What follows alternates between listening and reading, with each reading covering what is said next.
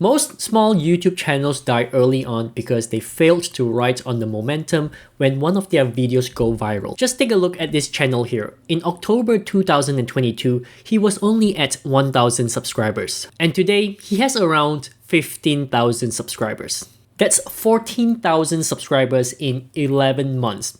Sounds a lot, am I right? Well, this is all thanks to 4 viral videos that propelled him to stardom. But what if I tell you that this channel is actually dying and the owner has probably already given up entirely? In fact, his channel has not grown at all since May this year. That's 4 months of no growth. And I can testify that because I have been keeping a close eye on his channel. Because he's a competitor and I just want to learn from him. Now, just to make it clear, this video is not a video to roast Chris Barros. What his channel taught me is, even if you have a viral video, it does not mean your channel is set for success. If you do not know how to ride the momentum of your viral video, your channel can still be cast away even if you have tens of thousands of subscribers. Now, I'm fortunate enough to experience a viral video of my own. This video here is inching closer and closer to 100,000 views, and it is my first viral video. At first, I was under so much pressure trying to follow up that success. I mean, what if it was a fluke? But fortunately, my doubt vanished when my next video performed better than I thought. It is nowhere near as good as the viral video, but hitting 10,000 views is a fantastic number for a non-viral video. And then the next video I did also managed to maintain the momentum. It performed above my expectations as well. So it looks like I've escaped the same fate Chris Barros had on his channel, at least as of this video, and I think I know why. And if you have not had a viral video yet, you're in luck because work needs to be done before you hit your viral video, otherwise your channel may end up dead. So, the big question, is it possible to make a video go viral every single time? The answer is no, absolutely not, unless you're Mr. Beast. But you might be thinking, well, Kevin, surely you would have done something different that might have caused that one video to go viral, right? Well, I don't know what I did, but I'm happy to share with you everything I have done for that video that led up to it going viral and subsequently continue to grow my channel even when the video has lost traction. So the first part of this video is the thumbnail. Now, I know I said the thumbnail is not important, but I did make some changes to it, even though to me, the thumbnail made no difference. But I will tell you what I did anyway, because like I said, I am sharing everything. Anyways, I decided to take the leap and create a thumbnail that is completely against what I like after I watched this tutorial by Joshua Mayo. In this video, he showed how playing around with the contrast and brightness can greatly enhance the photo to make it more attractive to the eyes. Honestly, when I saw his thumbnails, I thought it looked a little fake. It looked unrealistic. But if he's the one getting the views and I'm not, then I should listen to him, right? And so I did. However, I'm really bad at this whole contrast and brightness thing.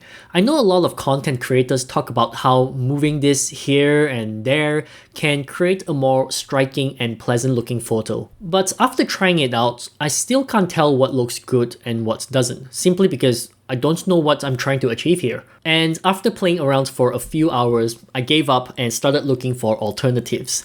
And that's when I found the easiest solution ever: Adobe Lightroom. Adobe Lightroom is amazing. It has a library of presets that will automatically make your photo look good by enhancing what is necessary. And this is perfect for me because I don't even need to think. I just let them decide what looks best for me. This makes it a lot easier because all I have to do is look at the end result and decide. This is what I ended up selecting because I thought it made the blue stand out a lot and I really like the color blue. I think my face had more contrast as well, but I don't really care. I really can't tell. So anyways, this is the before picture and this is the after picture. It does make it look a lot better, so thank you Adobe Lightroom. I couldn't have done this without you. Then of course, the next part is Photoshop, where I add the thumbnail and video signs at the top. Honestly, this is completely random. I was not inspired by other thumbnails for this.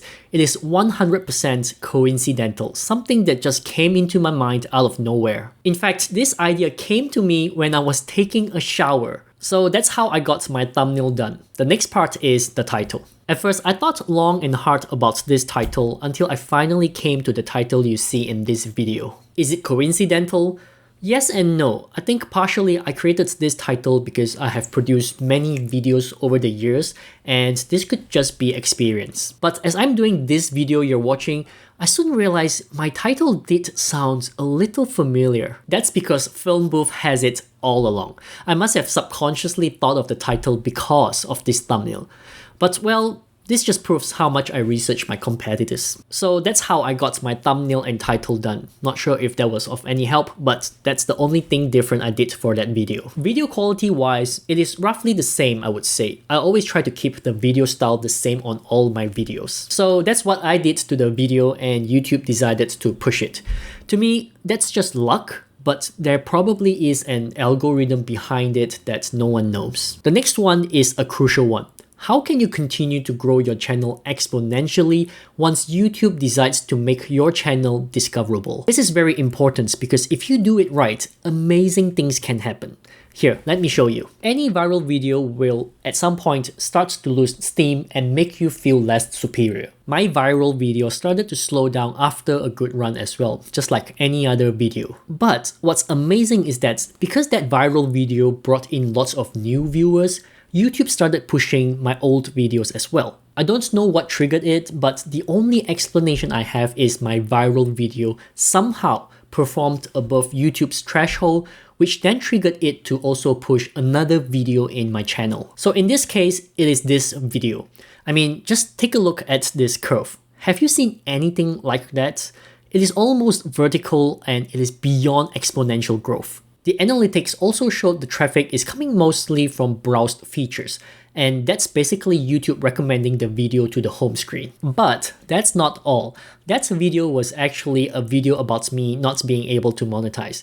But when I did monetize, I created a follow-up video to that as well. And take a look at that video. It is also experiencing explosive growth, almost an identical vertical curve. And this isn't because YouTube was pushing the video, it is because I was sending the links in the comments because viewers are asking about what happens to me after that. And you can see here, this video is getting traffic mostly from getting suggested. So if I were to draw this out, what I think happened here is it all happens from the first viral video. This is just luck to me. I don't know how this is triggered, but thank you YouTube for this. Then, because it performed well, YouTube decided to try and push another video in my library as well.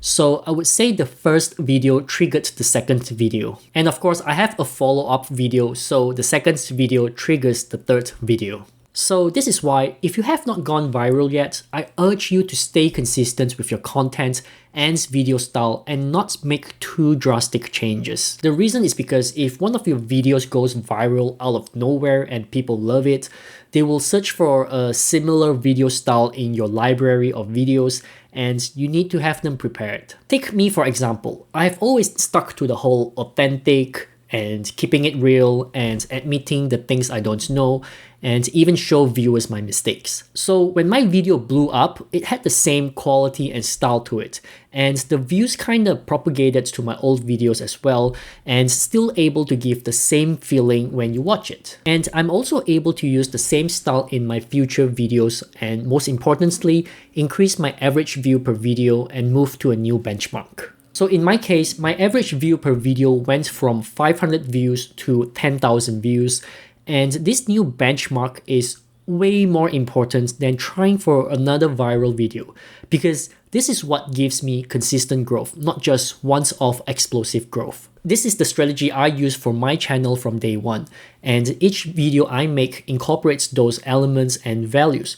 I only change the presentation of the video to make it more watchable. It sounds simple, but it requires a lot of discipline and grit and self-belief. And I planned that way ahead because I want to prevent myself from failing to capitalize on a viral video should it happen. To me, that is the worst thing I can ever do to myself because viral chances don't come by often. In my case, 3 years of waiting. So anyways, that's all from me in this one. Like, subscribe, and I'll see you soon.